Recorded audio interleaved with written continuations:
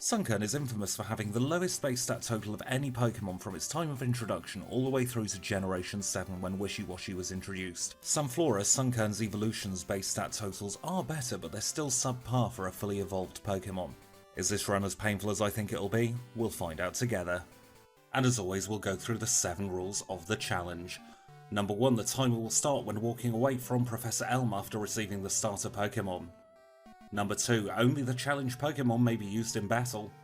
Number 3, no items in battle except balls to catch HM friends. Number 4, no evasion increasing TMs such as Double Team. Number 5, no intentional uses of glitches or exploits. Number 6, no rare candies until facing red. And number 7, the timer may be paused for breaks in recording, but no inputs may be made when the timer is paused. I used the Universal Pokemon Randomizer to replace Chikorita with Sunkern. I then nicknamed it Y with a bunch of punctuation because honestly I was dreading this run. I thought I'd have an awful lot more time to prepare for it, and then finally I take a look at its base stats. 19 HP at level 5, our moves are Absorb and Growth, and in terms of our stats it's 9 across the board. That is not good. And for full transparency, I have manipulated this Sunkern's DVs.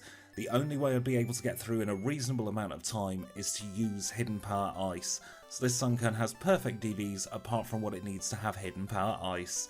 And with that we're into our first encounter, and it's a Rattata. It's looking like it's going to be a 3-shot to knock it out, but the one good thing about Sunkern's moves is it will drain HP, so we won't faint quite as quickly as we otherwise would. Before I even visit Mr. Pokemon, I decide to wage war on the local Poliwag population. This is the only Pokemon on this route that Sunkern has any chance of knocking out in a reasonable time. So I level up to level 8 and then finally chat with Mr. Pokemon. I get my Pokedex from Professor Elm and a free heal from Mr. Pokemon, and then it'll be straight back to the wall with the local Poliwag population, as the only way we're going to be able to get through the rival fight in a quick time is to have Mega Drain instead of Absorb. Absorb is only a 20 base power move and Cyndaquil will resist it. And so after a couple of minutes of knocking out many Poliwag, we are finally ready at level 10 to go and take on the rival. Mega Drain is going to be a lot more useful for us because it does have double the power, but it has half the PP, so we're going to have to be very careful in our PP management. The rival confronts us just east of Cherry Grove City, and now it is time to see if this grinding has paid off. We use Growth a couple of times to boost our special attack, and then we get to work. Cyndaquil doesn't have a super effective move against us at the moment, and that proves to be very beneficial for us as we get through in just 3 hits. And a short walk later we're back at Professor Elm's laboratory where we tell the policeman the rival's name is triple question mark and we can be on our way to Violet City. The first gym is in Violet City and it is a flying type, and this is going to be a recurring theme throughout the start of the game. We're going to have a major type disadvantage. We had it with the rival and we have it with this gym as well. I try at level 12 just to see how badly it goes, and the answer is very badly. Even with a berry we couldn't beat the first gym trainer, so it's back to our war against Poliwag. There's no reprieve for the Poliwag at this point because I do need a couple more levels. I'm not even going to bother at level 13 because it was such a massacre, so I encounter several Poliwag more and eventually I grow to level 14. At level 14 we might stand a better chance because we will have slightly higher HP, and I still have that berry from earlier. I'll try again with Birdkeeper Abe. Abe's Spearow actually has the same attack stat as Falconer's Pidgeotto, so if we can get through this Spearow we stand a very good chance of getting through Pidgeotto in a couple of fights. It's close and we get the Spearow down to red HP, but it's not quite enough because we were speed tied. So I decide to avoid that speed tie in future by getting one more level. At level 15 we should comfortably get through this battle. So we engage Abe for the 4th time and we try again. We use Growth to increase our special attack just a couple of times, we recover with the berry and then we get to work Mega Draining. We do over half in one move now, and this is a much more comfortable battle. We've beaten Abe and we can move on to Falconer. Falconer's 2 Pokemon are Pidgey and Pidgeotto, and the Pidgey doesn't have a flying type move, so we can set up on it quite comfortably, which means I'm going to get a few growths off, just to make sure my special attack is as high as it can possibly be. We're at exactly half health when we've done all our 6 growths and we use a Mega Drain to one-shot the Pidgey, so we're on very good health for the Pidgeotto. We outspeed and do a great amount of damage. We're in no danger for the rest of this battle and Pidgeotto goes down. That's badge number 1 after 21 minutes and 4 seconds. That is a ludicrous amount of time to be stuck at the first gym, and it doesn't get any easier from here as we have Bugsy coming up soon. We get the Miracle Seed on the way out of Violet City, and in the Union Cave we battle a lot of the local Geodude. They're 4 times weak to grass type moves, so they are excellent for leveling up. And at level 19 we get our next move, Sunny Day. I decide to level up one more time to level 20 before going to catch our HM friends, as I am a little bit worried about fainting trying to catch them. Talking of our HM friends, I've had a few inquiries as to when they're going to get their own time in the spotlight and have their own runs. I'm going to be saving all 4 of them for their own special occasions, because they are mainstays within the run and I want to do them justice and give them just a little bit more than the regular spotlight. So we finally catch this Paris and it's onto Psyduck. I'm a little bit worried about knocking it out, so I just yeet a Great Ball at it and it catches. And with that we can move on to the Rocket segment in the Slowpoke Well. And yet again we are at a type disadvantage because Team Rocket love to use those poison types. We take on the first few grunts and don't have many problems at all, and that got me overconfident for the final grunt. He's got a coughing which can poison us straight away, and also I didn't watch my PP before the battle, and we run out of Mega Drain PP before we can even take the coughing out. That means this match is unwinnable and we get knocked out to a combination of smog and poison damage. So I go off and heal and try again, and this time I use growth to try and preserve our PP as much as possible. It takes 2 turns to get poisoned and I decide to do 3 turns of growth. We then get back up to half our HP with Mega Drain, and that is enough for us to knock the coughing out. And we can now finally move on from Team Rocket and make our way towards Azalea Gym. And it'll come as no surprise to you that the theme of this run carries on here. We are at a major type disadvantage as we go into Bugsy. Bugsy's 3 Pokemon are Metapod, Kakuna and Scyther. Metapod is 2 times resistant to grass, and Kakuna and Scyther are 4 times resistant. Now the good thing about Metapod is it doesn't have any moves that are super effective against us, so that means it's a free setup as it chips away with Tackle, but 1 Mega Drain gets us all the way back to full HP as we go to the Kakuna.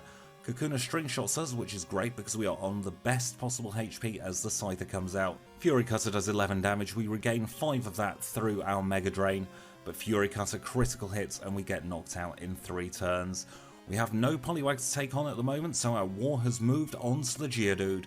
We get to level 23 off this Geodude and I try again. This time I'm hoping that extra level and maybe not getting critical hit will be enough to see us through.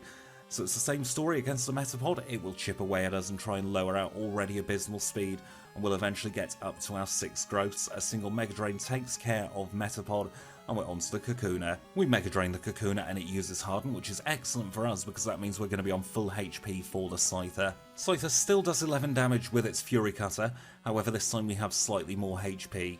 Fury Cutter then misses, which is excellent for us because we're able to take Scyther down and still have a lot higher health. It misses for a second time and we get the victory with a time of 43 minutes and 50 seconds.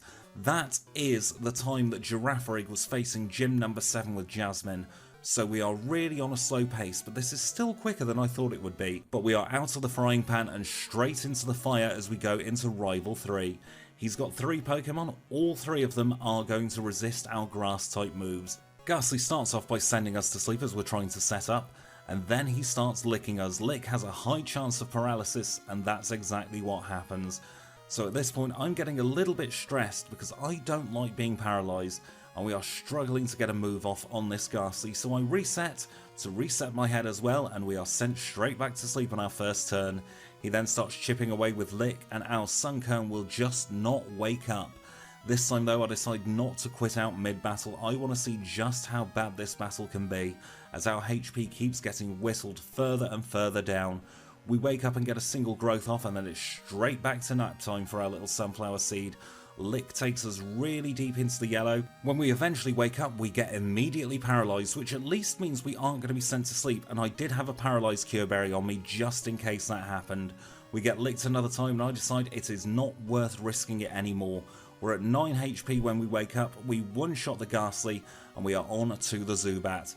Zubat is 4 times resistant to our grass type moves, so we've just got to keep our fingers crossed. Leech Life isn't the most powerful move, but it is super effective, and we're just about in the green as Quilava comes out. Ember does a lot of damage, but we get a critical hit, 1 shot to knock it out, and Rival 2 is done. We're finally out of Azalea Town and we can move on into Goldenrod City. First thing we do is get HMO1 for cut.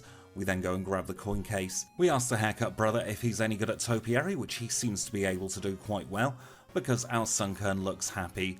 And then we move on to the game corner, where we buy our next field move friend. This one is Abra. Abra's going to be used for teleports, which will be a budget fly, and also helps out in Kanto. We then relieve this guard of Kenya the Spearow for yet another run. And now it is time for something a little bit different.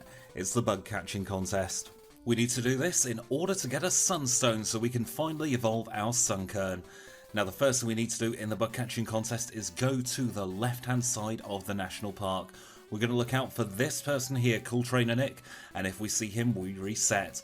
The reason we reset is because we'll have a practically zero chance of winning the contest if we go up against him. So we catch the Scyther, we then get the Dig TM, and it's time to get judged. In third place we have Pokefan William, in second place we have Barry, and in first place we have our Scyther. That means we can evolve whenever we like now. But we've still got a few bits and pieces left to do in Goldenrod City. We've got to talk to the flower shop lady, and then we go straight to the top of the department store. We've done so many battles with this Sunkern that we are already able to get the return TM. And then we move on to Whitney, and I've decided that I want to earn this evolution. We're going to try as a Sunkern first of all. We start by setting up our growths as Clefairy starts to slap this sunflower seed. She gets a critical hit and then mimics our growth. And when I think we're in danger of being knocked out, I then start to use Mega Drain. We're back up in green HP as Miltank comes out and immediately starts to roll. Without a draining move like Mega Drain, we would be in a very dire situation. However, we can tank those rollouts and grow to level 26 and beat Whitney just because of the draining moves. So we get the plain badge with a time of 1 hour and 2 minutes. We grab the squirt bottle, and now it is time to say goodbye to Sunkern and hello to Sunflora. Sunkern did so well considering its huge disadvantages, and now we have a Pokemon with actually decent special attack and special defense. We grab Surf from in front of the Kimono Girls, and then we take a trip back to the National Park to grab the Quick Claw. Most of the time, if I'm not holding a type enhancing item or a berry, I will be holding the Quick Claw. And now it is time for Rival 4.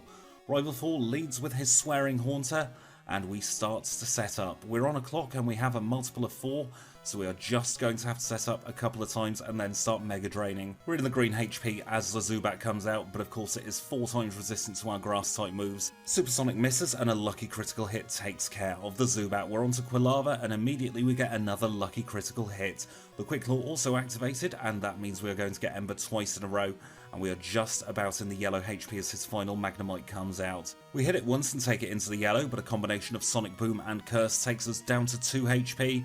But we outspeed and just about manage to knock it out, and it is straight on into the gym. And quite frankly, at this point, the game might as well be called Pokemon Don't Pick the Grass Starter, because we are at yet another type disadvantage against all of the Pokemon in Morty's gym. They're all ghost types, but they're all part of the Ghastly line, which means they're all parts poison, which is terrible for us. Now, after we knock this Haunter out, we learn a move that is a bit of a game changer. We get Petal Dance. Petal Dance will alleviate some of our PP issues. It locks us in for 2 to 3 turns and confuses us at the end, but it's a very powerful grass type move and will hopefully make some of these future battles a little bit quicker. And now it's time to go up against Morty. He's got a Ghastly, 2 Haunter and a Gengar. Ghastly curses us, which is terrible because we are now on a clock. It licks us to paralyze us, and this battle is already out of our control. At this point, we're just going to have to throw the dice every single turn and hope that we are able to move. When we do get a hit off, we actually do quite a lot of damage because our special attack is so high, and Petal Dance critical hits the Gengar, but against the final Haunter we are fully paralysed, we take curse damage, Mega Drain doesn't regain that much HP, and we get taken out with Nightshade. But I think with a little bit of extra luck we might be able to get through this battle at our current level. Ghastly doesn't curse us first time this time, and that means we can set up a few extra growths, and we are also not paralysed, which means we are going to be guaranteed to hit every single turn. We Mega Drain both the Ghastly and the Haunter and take them out in one hit, and we are on to the Gengar. Gengar doesn't have Curse, so we're no longer on a clock, and instead of using Hypnosis, he uses Mean Luck. He misses Hypnosis second turn, and we take it out. We're on 91 HP for the final Haunter, which we one-shot, and we have our 4th badge. Morty is defeated with a time of 1 hour, 15 minutes and 8 seconds, and we can move on to Olivine City. We get Strength from the cafe, and we're going to immediately teach it to our Psyduck.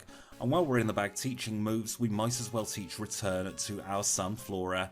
I decided to replace Mega Drain with Return because I do want to keep the other moves. And even though Mega Drain is a HP restoring move, its low PP is something that I'm a little bit concerned about keeping longer term.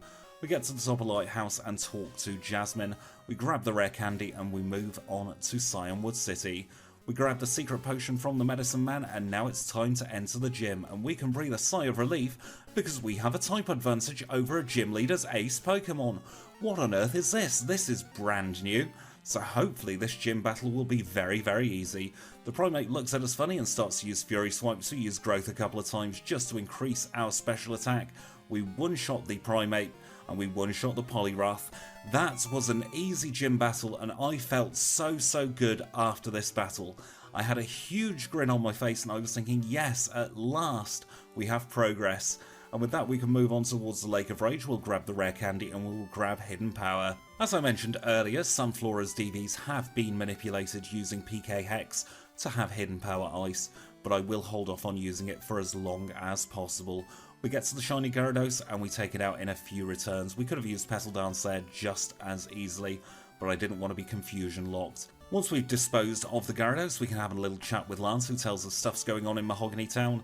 We deal with it without any issue at all, and then we get the Whirlpool HM from Lance. It's time for Price. Now this is a really weird type matchup, because all his Pokemon are weak to grass, but we are weak to ice, so it's a technically level playing field. Seal comes out and uses Aurora Beam. I use Return on it so I'm not confusion locked once more, and then we can use Petal Dance against the Dugong and the Piloswine. Both of those Pokemon are weak to grass and they go down in a single hit each, and that gives us our 6th badge. That was one of the easier badges we can get, especially for something on paper we should have had a disadvantage against. And with our Glacier badge in hand, we can grab the Sludge Bomb TM from the guard at the gate just near the Lake of Rage, and we can then talk to Jasmine. Jasmine's Pokemon are Steel type, Steel resists grass, but her ace is a Steelix, and Steelix is part ground, which means it's going to take neutral damage from grass. I think we're just going to have to deal with being paralysed and potentially confused for an awful lot of this battle, but with using Petal Dance anyway, we were going to get confused at some point. We one-shot the Magnemite after it uses Sonic Boom. We're onto the Steelix, we hit through our confusion and take it down in one shot, and we are on to the final Magnemite. Magnemite Sonic Boom misses, our Petal Dance hits, and we have beaten Jasmine on our first try. Another gym battle that felt so good because I was really worried about this one. And with the Mineral Badge safely tucked in our badge case, we can do a little bit of housekeeping. We grab the rare candy in Violet City, we grab Flash from the top of the Sprout Tower, and we go from the top of one tower into the top of another tower. At the top of the Radio Tower, we have the Rocket Executive, and this is one of the hardest battles in the game. He's got 6 Pokemon, all poison types, and we of course have the type disadvantage against all of them. This is a tricky battle for our Sunflora. We get knocked out and this is the time to learn Hidden Power Ice.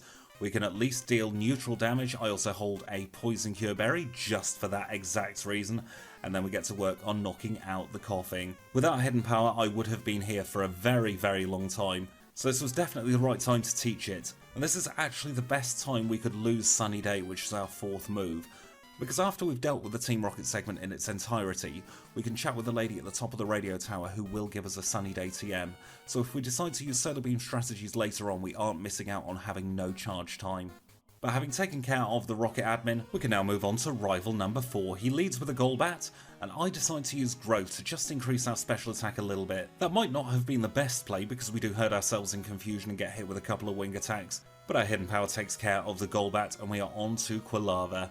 I decide to use Return against the Quilava, and that seems to be in the play to do, because even though we get burnt, we are able to take it down in 2 hits. Out comes Magnemite, and I lock myself into Petal Dance. I anticipated needing more than one move to take out the Magnemite, which is why I chose Petal Dance.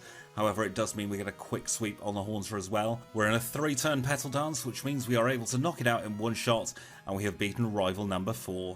Like I always say, his team gets worse the further and further through the game we go. We get the Pink Bogue from Mary, on the floor below we get the Sunny Day TM, and we also grab the radio card from the reception desk. That means we can explore Kanto in all its entirety, and we can move on to the Ice Path. We'll grab the Nevermelt Ice from this floor just so that we can get a 10% buff to our Ice type moves. This will come in quite handy for the next gym, which is Claire and her Dragon types. 3 Dragonair and a Kingdra is what she's offering up to us. We take care of the first Dragonair in one hit. Out comes Dragonair number 2 and we still outspeed to get rid of it. Dragonair number 3 is next. If we knock this out in one shot, we will not get paralysed from the Dragonair, and we are on to her Kingdra. Kingdra outspeeds us but decides to use Hyper Beam, so I use a couple of growths. She then uses Dragon Breath to eventually paralyse us, another Hyper Beam later, and I use Petal Dance to take it down in one shot. And that means just shy of 2 hours in, we have made it through all of the Johto gyms. I did my first ever challenge run back in December 2021. And if you'd have told me I would have made it through all of the Johto gyms starting with a Sunkern, I would have called you a liar. But here we are at Rival 5 just before the Pokemon League, and we're going to see if we can take him out quite quickly. He leads with Sneasel, and I am still yet to see a way to use Sneasel in a very effective manner. Out comes Golbat, which confuses us. That means of course we're going to hit ourselves in confusion, but it's only a one-turn confusion and we take it down with a hidden power. Typhlosion's next and it uses Flame Wheel, and I'm always surprised at how low the damage is from Flame Wheel. It mustn't be that powerful compared to what I think it is in my head. We're onto the Magnemite and we use a Petal Dance to critical hit it and take it down. And that just leaves 2 Pokemon left. Haunter goes down to a critical hit, and his final Pokemon is Kadabra. It uses Future Sight, but our Petal Dance carries on for another turn and we take him down. That's the rival done for another challenge run, and we can move on into the league. Of course, the first thing we're going to do is heal up our Pokemon, and then it is time to put our HM friends in the box for another league run. So we say thank you to Kenya, to Abra, to Psyduck and to Paris. They've been a great help in the Johto region, and I'm sure they'll continue to be a help in the Kanto region. But for now, we've got to get our 4 full restores, because this is Sunflora's time to shine. I shall show you the stats of the Pokemon we're working with. Level 52 and 172 HP. Our moves are Petal Dance, Growth, Return and Hidden Power Ice. And our stats are 118 in attack, 94 in defense, 146 special attack, 126 special defense and 71 speed. So not the worst Pokemon in the world at this point. That would have been Sunkern at this stage. And our first Elite Four member is Will.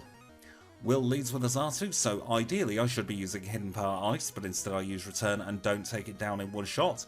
That was a really bad move from my part, but it turns out it didn't really matter anyway, because we are up against the Jinx. I use Growth as she slaps me twice, and then she freezes me with Ice Punch. This is terrible and we get knocked out. So we try again for a second time, and this time I start off with Growth because Xatu doesn't really have anything super effective against us. It does manage to confuse us, but Hidden Power Ice takes down the Xatu, and we're back onto that pesky Jinx. Jinx decides to use Double Slap as she always does for the first turn. We're no longer confused and we take it down with a Return. And instead of doing the sensible thing here and using Hidden Power, I decide to spam Return. I'm not quite sure what my thought process was here, but it did get the job done eventually. Out comes the next Xatu and I go back to Hidden Power for that, and that just leaves his Slowbro. Slowbro can't hit particularly hard and we have a boosted Petal Dance to take it down in one shot. I think at this point in the game I was starting to get very fatigued. I'd been playing for over 2 hours without a single break, and we're now on to Koga, the Poison type specialist. He leads with Ariados, so I decide to use a Growth as it uses Double Team, and then we get to Hidden Powering it. I dread to think whereabout in the game we would be if we didn't have Hidden Power at this point. I think we'd probably still be stuck at the top of that radio tower chipping away, but we're now onto the Muck, we're no longer confused, and we can take it down in a couple of hits. We hit through the Minimize and we are on to Crobat. Crobat uses Double Team, but once again we hit through the Evasion and we are on to his final Pokemon. Fortress comes out and I am banking on it not going boom because it's his final Pokemon. So I set up a couple of Growths and then use a Hidden Power to take it deep into the red. He prolongs the battle by using Protect, and one more Hidden Power knocks it out. That's 2 of the 4 done. Let's move on to Bruno. Bruno's a fighting type specialist with an Onix tacked on for good measure, and he leads with Hitmontop. Hitmontop loves to dig, so I'm hoping to get it down in a couple of hits, but for some reason he uses Quick Attack all the time. That's great for me because it means I can really boost my special attack. We use Hidden Power to take care of that. We get Mach Punch because that's a priority move, but Hitmonchan goes down in one shot. Double Kick from Hitmonlee takes us into the yellow, but once again we one shot with Hidden Power. Out comes Machamp, we outspeed and take it down in one shot to grow to level 55, and the final Pokemon is Onix. We're out of Hidden Power, but that's fine because Onix is 4 times weak to grass, so a Petal Dance takes care of him. We're now on to Karen, and she is an entirely different story. She is the reason why I feel about 10 years older than I did this time last week. Her first 3 Pokemon, Umbreon, Vileplume, and Houndour are 3 of the peskiest Pokemon I have ever been against. Umbreon can confuse, it lowers our accuracy, Vileplume can paralyse us with Sunspore and has super effective coverage with Acid, and her Houndoom can take over half our HP in a single flamethrower. We get very lucky to knock it out and we're on to the Gengar. Gengar outspeeds and uses Lick to take us down to 14, but we are on her final Pokemon which uses Feint Attack and knocks us out. Now I've cut out the suffering because I think it would be a little bit mean and I might get a little bit angry while recording this voiceover. But look at the number of resets, that is absolutely ludicrous. We went from 22 to 63 before I got on another decent run against Karen. After that first try I thought, oh, this will be quite easy, maybe 5 or 10 resets at most. But no, that first try was a tease. It took me 21 resets to get past this Houndoom, and I had to get a critical hit on it to get past it again. Gengar swears at me, I'm swearing at my screen at this point as we move on to Murkrow. We have the Quick Claw, we outspeed it and we knock it out. With a time of 2 hours, 22 minutes and 53 seconds, we have beaten the league and we have Lance next, who is just a liar. He says he's a Dragon type trainer, but 3 of his Pokemon aren't Dragon and all of them are flying, so he is a Flying type trainer. Sorry, I got myself a little over-animated there. That wasn't scripted, I just genuinely felt the rage coming back to me that I felt while playing this particular run. It was so frustrating, especially after that first battle where I thought it was going to be quite easy. But anyway, we have moved on from Karen now. I'm not going to ask to speak to her manager. Instead, I'm going to calm myself down and take care of Lance because we need to teach him a lesson. Our first battle wasn't great, but let's take a look at this battle. We start setting up against the Gyarados. Gyarados is a brilliant Pokemon to set up against because its only attacking moves are Surf, Hyper Beam and Flail. Surf and Flail won't do much damage at all, and Hyper Beam will of course only attack every other turn. Rain Dance is his final move, and that is what I'm banking on to try and sweep through the rest of his Pokemon so that Charizard doesn't stand a chance against us. The rain continues to fall as the Aerodactyl comes out and we knock it out in one hit. And we are on to Charizard. It's raining, so he uses Wing Attack, but a Hidden Power is enough to take it down in one hit. We're only on 16 HP as the Dragonite comes out, and that gets us knocked out. Now, I assume some of you were wondering why I didn't leave the league, level up a bit, and then try again. Because of the need to set up, especially against trainers like Karen. We would have been in the same situation because of the Sand Attacks, the Confuse Rays, and the Paralysis from the Vileplume. We knock out the Gyarados and we are on to Dragonite number 1. Our Quick Claw activates and we take it down in one shot. Out comes the Aerodactyl, it uses Wing Attack to take us down to 58, but we one-shot with a critical hit Hidden Power. Charizard's next. We outspeed with a Quick Claw to take it down. This is looking an awful lot better. Level 50 Dragonite's out, our Quick Claw activates yet again, and the final Pokemon is a level 47 Dragonite. We outspeed it and we one-shot it to take it down, and we are the league champions with a time of 2 hours, 35 minutes and 1 second. Other Pokemon have more than defeated Red by this point, but it doesn't matter. Our Sunflower is doing its best and I am so proud. Kanto's next. Before we go to the Kanto region, we've got a couple of bits and bobs to do in Johto. The first thing we do is chat with Professor Elm, who clearly doesn't know what a window is because we were right outside, but he gives us the SS ticket and he also gives us the Master Ball. We chose not to pick it up on our first sweep through back to the league because we had to come here anyway to get the SS ticket. We can then go to Cherry Grove and say welcome back to Kenya, to Abra, to Psyduck and to Paris. They had a nice rest as we were going through the league and they are ready to help out again. We pick up the rare candy in Mount Mortar.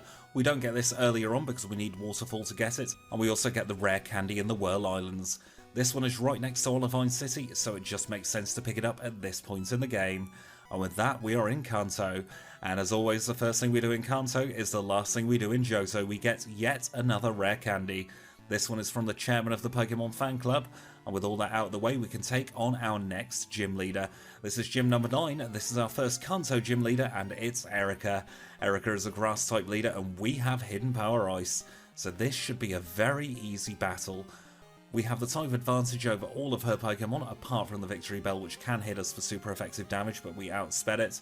Blossom goes down to a single hit, and Jumpluff, poor Jumpluff, is 4 times weak to ice, so that goes down very quickly. We've defeated Erica and we get ourselves the Rainbow Badge. We're 2 hours 40 into the game and we can move on to Misty. Misty is a water-type leader, so we have the type advantage. She's got 4 Pokemon and she leads with Golduck. I decided to use a growth against the Golduck to try and set up our special attack just a little bit, just in case. We get the Spadef drop from Golduck though, which could prove to be quite dangerous. We're locked in Petal Dance as the Lapras goes down in a single hit. Out comes Starmie and Petal Dance has ended, which means we are confused. We hit ourselves in confusion and get hit with a couple of Ice Beams to take us down to 5 HP. We're confused no more though, and that means if we outspeed the Quagsire, which we do, we will just about win this battle on our first try. Misty is down. That was a little bit more dangerous than I hoped it would be, but we do get the Cascade badge, and we can move on to Sabrina. Sabrina's only got 3 Pokemon, they're all Psychic type, and she leads with Espeon. Espeon almost goes down to a single Petal Dance, but it takes 2 hits, but her Sand Attack fails, which is great for us.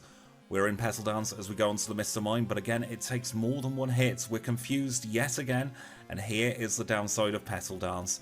It means that every 2 to 3 turns we are guaranteed to be confused if we use it, but it doesn't matter, we take out the Alakazam, and we have beaten Sabrina. We get the Marsh badge, and we can move on to Lieutenant Surge. He's an electric-type leader with 5 Pokemon, and his first Pokemon out is Raichu. I'm worried about being paralysed in this battle, so I start straight away with Petal Dance. Raichu outspeeds and hits Thunder for very negligible damage, and out comes Electrode. We hit through the double team on the first Electrode, and out comes Magneton. It's a 3-turn Petal Dance, but we don't quite take out the Magneton in one shot. That means that we're confused and he uses double team, but it doesn't matter because we take it out regardless. That brings us onto Electrode, who outspeeds us and starts to spam double team, but we eventually hit a hidden power off on it. And the final Pokemon is Electabuzz. It uses Light Screen to raise its special defense, so I am very glad that I picked hidden power, because that means we are not locked into Petal Dance. We get paralysed, but we do manage to eventually take out the Electabuzz to get the win and get the Thunder badge. And after leaving the gym, we can catch our final Pokemon of the challenge run. It's the Snorlax that blocks Diglett's cave, and we get it so that we can steal its leftovers. Leftovers are one of the best items to have in a challenge run because it means we can passively restore some HP at the end of each turn. So once we've caught Snorlax, we can move on to Brock's gym, and this might be the easiest gym in the entire challenge run. He's gym number 13, he is a rock-type trainer, and he has 5 Pokemon, all of which are 4 times weak to our grass-type moves. So we can take out the Graveler, we can take out the Kabutops, we can say hello and goodbye to the Rhyhorn, and then he's only got 2 Pokemon left. Onix comes out and it's a 3-turn Petal Dance, so we say goodbye to that straight away as well. And we're confused for the Omastar, but Omastar can't really hurt us whatsoever. We hit ourselves a couple of times, but I really do not mind. We're confused no more, and Omastar goes down. We have got our 13th badge of the game, the Boulder badge, and with that we can move on to Cinnabar Island. At Cinnabar Island we have a chat with Blue, we pick up the rare candy, and we can move on to find Blaine. Blaine is unfortunately homeless after Cinnabar Island's volcano erupted. We find him in the Seafoam Islands, and I have so much respect for him. He is still a gym leader doing his job even though he is homeless and his Pokemon are homeless. He says that in the text, and every time I well up just a little bit because I think how awful for him. Anyway, we take care of the Macago with relative ease, and we're on to the Bumhead Fireduck Magmar. We struggle a little bit with Magmar, we're confused, we get Fire Punched, we get Burn. I'm trying to use Return and we knock it out eventually, and that leaves Rapidash. We recover with leftovers, Fire Blast misses, we use Return and we get hit with a Burn. Fire Blast hits, and unfortunately we do take a reset there. So we're back onto the Macago. We know that we can hidden power Macago a little bit, and he just spams Curse. That is brilliant for us. That means we are not locked into Petal Dance as we come onto Magmar. I use Return straight away and take it down in a single shot, and now we're onto the Rapidash. Fire Blast misses, and we hit a Return to take it into healing range. We then hit another Return, and he uses Fury Attack, which I'm not going to complain about, because it means we finish this battle in the green. We get the Volcano badge, which is our 14th badge, and we are on to Janine. Janine is a poison-type leader, but fortunately for us, her Pokemon are all really low-leveled. We use Return against the Crobat. We could have used Hidden Power as well, but it got the job done just as well. Return against the first Weezing, and out comes Weezing number 2. We do the exact same thing against that and take it down in a single Return. Out comes Ariados, and Return once again gets the job done, and her final Pokemon is Venomoth. She uses a dire hit, but we hit it harder, and we take it out. So we now have our 15th badge, the Soul badge. One more left to go, and we are facing Blue. Blue doesn't have a type theme, he seems to have a Gen 1 Pokemon theme, and he will lead with Pidgeot. Pidgeot's quite nippy and has the type advantage over us, but Hidden Power Ice comes to the rescue once again and one-shots the Pidgeot. The next Pokemon is Exeggutor, and this is the perfect moment to set up because it seems like Blue just doesn't know what to do. He goes through all of his moves trying to hit us for some damage. I set up 4 growths and then take it out with a Hidden Power, and we are on to the Arcanine. I thought 4 growths would be enough to take care of the Arcanine, so I use Petal Dance because that gives me the greatest chance of one-shotting it, and we just about get it into the red. I should have taken the extra couple of turns against the Exeggutor, and the battle suddenly goes out of our favour. Even though he's full restoring, he outspeeds us, and Flamethrower takes us down in a single shot. So we're back to the beginning with Pidgeot. We know that we're going to get outsped by the Pidgeot, but that doesn't really matter too much to us because we can take it out in one hit. And we're back onto the Exeggutor. Exeggutor's really fun to set up against, and he decides to use Solar Beam first time this time, which does absolutely no damage whatsoever. An Egg Bomb misses, so we are now on 4 growths. Another couple of growths later and we get hit by another Solar Beam, but we're still very much in the green HP. We max out our special attack and use Hidden Power to take it down in one shot. We are back onto the Arcanine. Arcanine uses a Flamethrower against us, but this time we're on 68 HP and Petal Dance is enough to knock it out. That brings us onto the Alakazam, which uses Reflect as we're still locked in Petal Dance, and it goes down. Reflect is meaningless because we're only using special attacks. Hydro Pump does minimal damage from the Gyarados, and we take it out in one Petal Dance. That just leaves Rhydon. We are going to be confused, but it doesn't matter. We hit through it and hit it with a Hidden Power to take it down in one shot, and Blue is defeated. We get the Earth Badge, the 16th of all our badges, and we can chat with Professor Oak to open up Mount Silver. This is where Red is hanging out doing his training, but of course before we visit Red we have one final rare candy to pick up. We now have all the rare candies we could possibly need, and we are on to Red. 6 Pokemon and a mixed type theme. All Generation 1 Pokemon again, barring the new evolution. And honestly, this battle is going to be another one of those ones where we're just going to have to keep rolling the dice. There isn't much I can do at any level to outspeed some of the Pokemon, and we are going to need to dodge the paralysis to even take care of Pokemon like Charizard.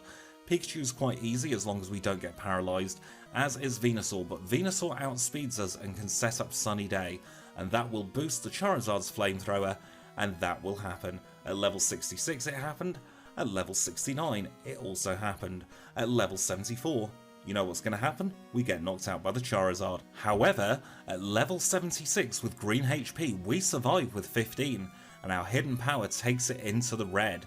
That is a good sign. That means we could potentially get through the Charizard and at least see his other Pokemon. But for now we're back on the Pikachu, and I decide to replace Petal Dance with Giga Drain. That means I can afford to set up a little bit more against the Pikachu because we will replenish a lot of our lost HP. So we use the Giga Drain against the Pikachu and we are very comfortably in the green as the Venusaur comes out. This time it doesn't use Sunny Day and goes straight for the Solar Beam, which is great for us, because it means we knock it out without taking any damage, and we're on to that pesky Charizard.